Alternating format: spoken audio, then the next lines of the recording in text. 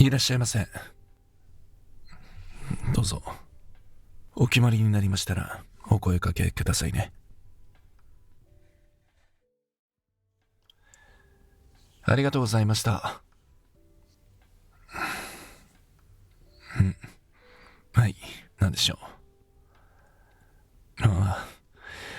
そろそろ閉店になりますっていういつものお声掛けのことですが、最初に注文していただいたカクテルがまだ半分以上残ってますからね。そちらのグラスが空になってからでも遅くはないと判断しました。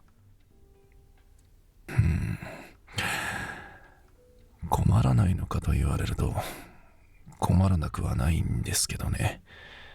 幸い他のお客様は皆お帰りになられましたし、あなたは長く通っていただいている常連のお客様、ここにいる時の人柄はある程度存じてますし、たまには特別、こういうのもあっていいんじゃないですか。はい、何ですか。女性としての魅力ですか。僕はお客様が女性として魅力に欠けていると思ったことは一度もないですけどね。ここにいらしている時のあなたは落ち着きつつも明るく華やかで、とても感じのいいお客様ですよ。よく映画やドラマでバーに一人でいらした女性が他の男性ゲストからグラス一杯のお酒を贈られる場面が描かれたりしますでしょ。でもあんなことは物語の中の出来事で、現実にはそうそう起きることじゃない。けれどあなたの手元には時々そんなお酒が届いている。魅力のない女性にそんなことをする男性はいませんよ。そう思いませんか。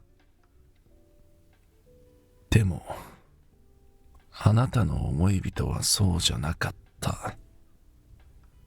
そんなところですか。いや、ただの勘ですよ。いろんなお客様を見てますし、あなたの最近や今夜の様子からもなんとなく、帰るところがなくなったとは穏やかじゃないですね。決定的な現場を目撃してもうダメだって悟ったですか。それで家を飛び出してなんとなくこちらに。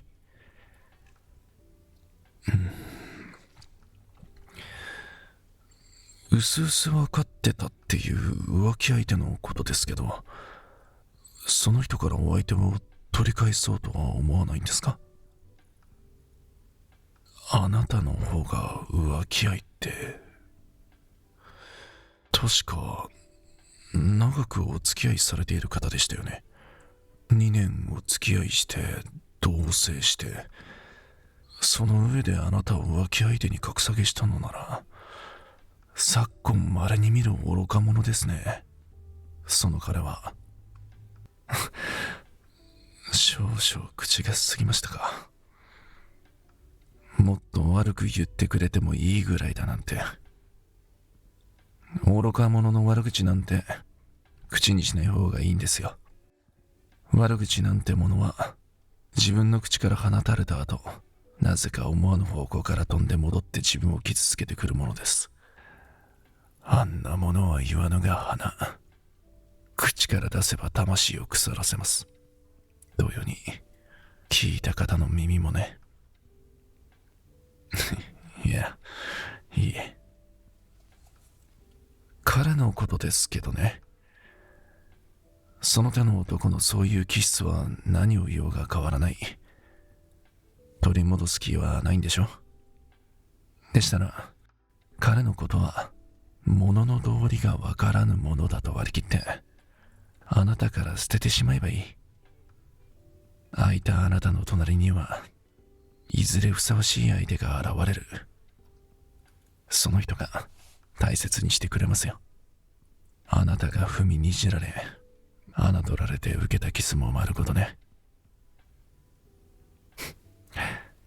恐れることはないんです。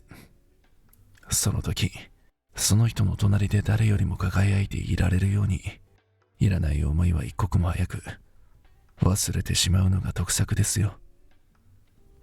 まあ、言うほど簡単ではないですし、時間もかかるものですけどね。現れますよ。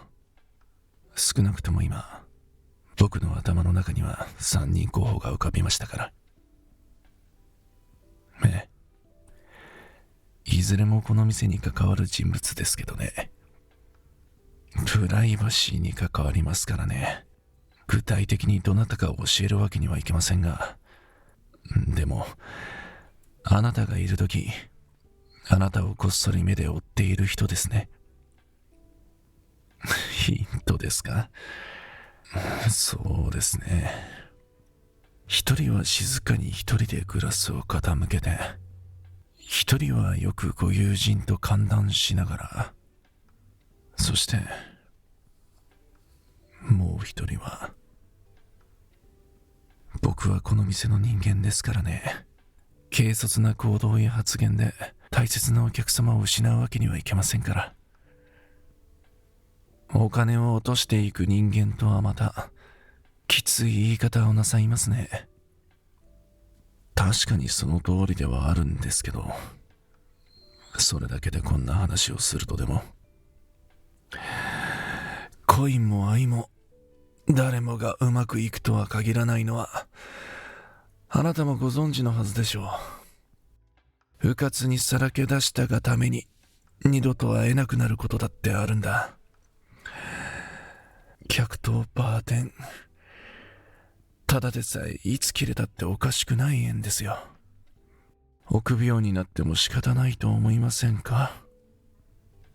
それとも、好意に追いかけたら、あなたは僕に捕まってくれるんですか？だったらもう、容赦しませんよ。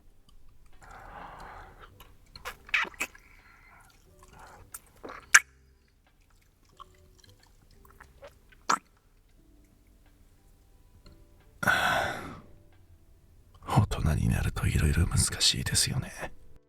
自分の気持ちに気がついても、おいそれと次の行動には移れない。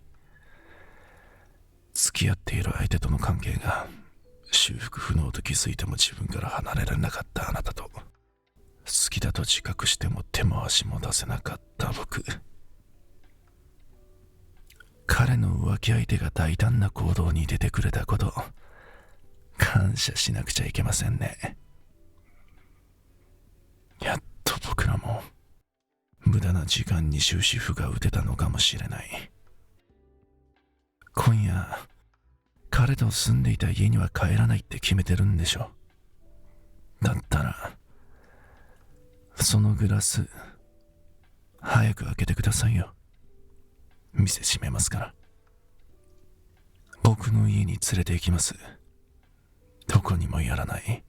このまま僕のものにします。一緒に来ていただけますよね。